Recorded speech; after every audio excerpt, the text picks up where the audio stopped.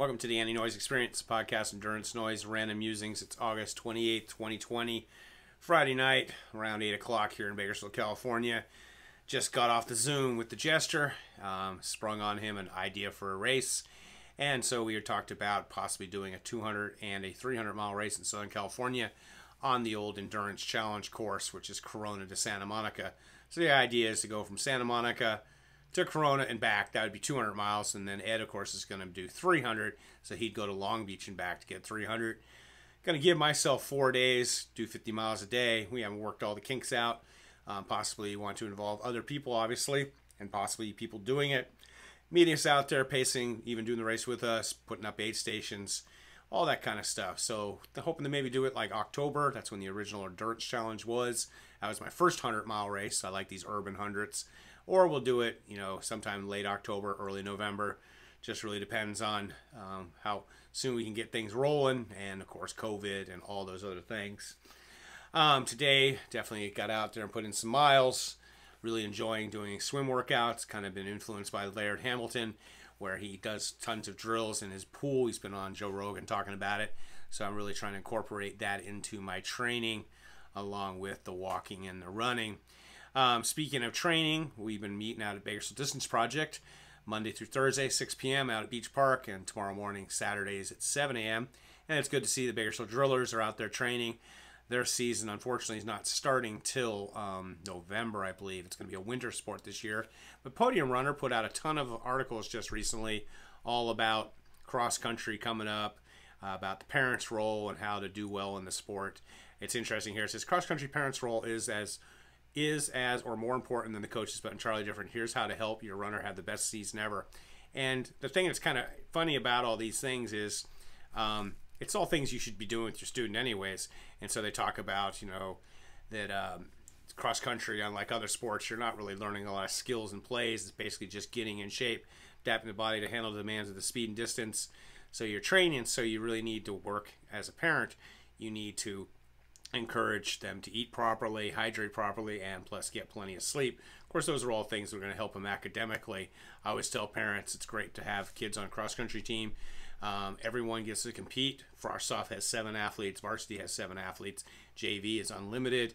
So I always said, if you're slow, you get more playing time. It's also a co-ed sport, which is good because then boys and girls are together in something other than social life, training together, traveling together, competing, and all that kind of thing. So cross country is definitely good. It says here, obviously, need to get more sleep.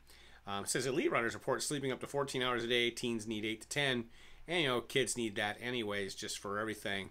Talking about the mental balancing act. You want to help our athlete work on that. It's definitely part of the game as just the mental aspect. And they've got to learn to compete. My oldest son started running his freshman year. In his first couple of years, he just kind of ran because we wanted him to run, and he enjoyed it, but he was just more of a participant. But by his junior year, he actually became a competitor, learned how to compete, and, that's one thing you need to work with your athlete. But, just let them develop in their own time, and sometimes, they may just enjoy it just for the sake of enjoying it, and that goes with managing expectations. You should push them and want them to do their best, but ultimately, whatever they do is great. And just keep it up with those kids.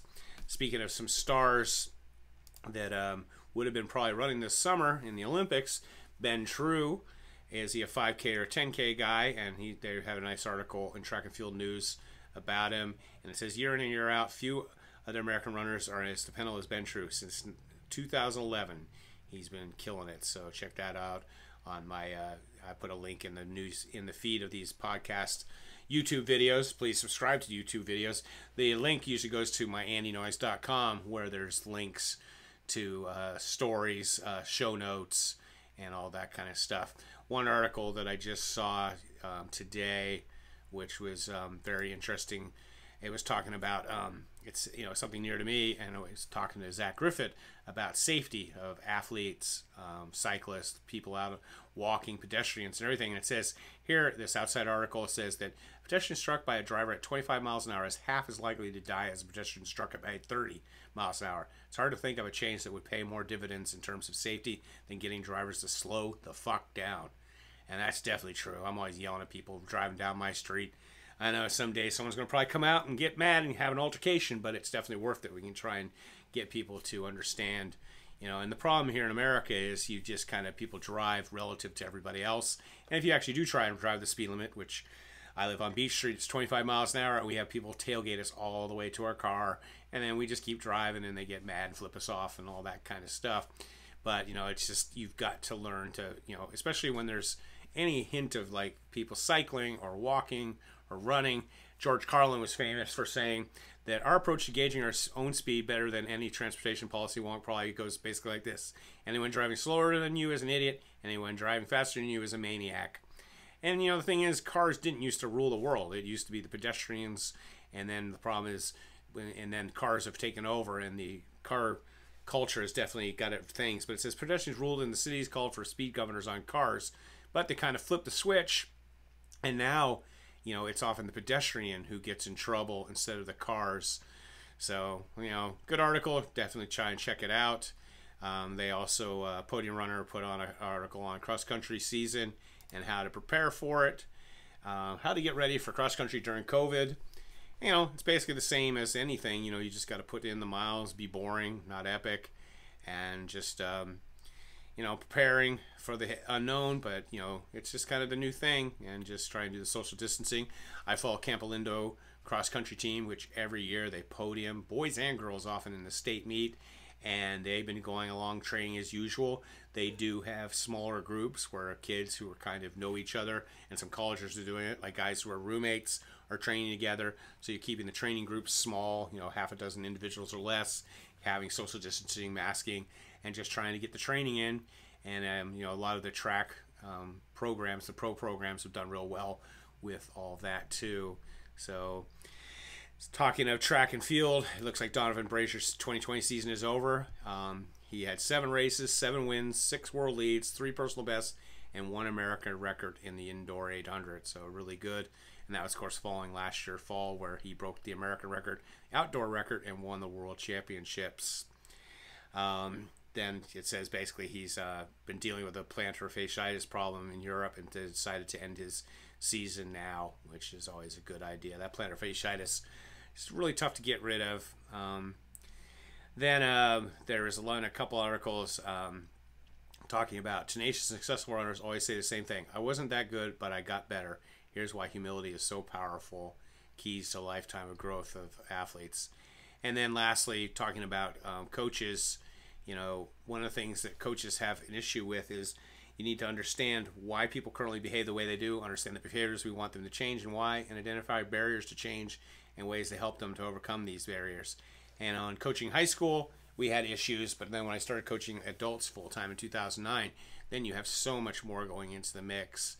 And so you got to look into their capability, what they know, their physical abilities, their individual knowledge or skills, what's their motivation. A lot of times my motivation was I want to run a half marathon, I want to qualify for Boston. And then the opportunities, do they have small children? Do they have a really hectic work schedule, school schedule? All those things kind of come in together.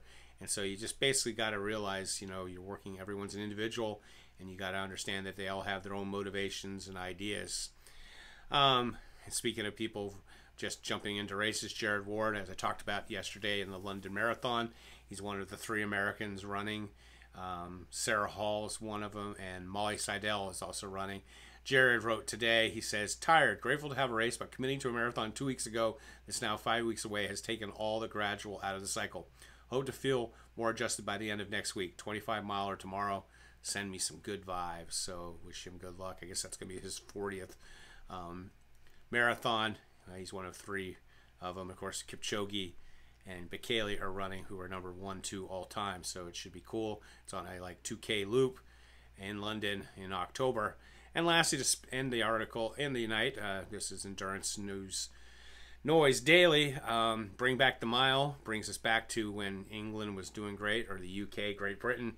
And Flashback Friday, just going to leave this here. 3-mile world records by 2 legends over a 10-day period. So back in 1981, when I graduated from high school, Sebastian Coe ran 3:48.53 to break the mile record.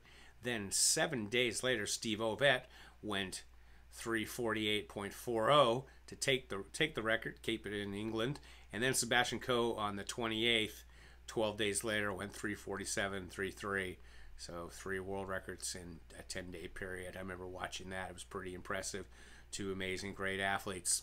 So, as always, be boring, not epic, and stay healthy.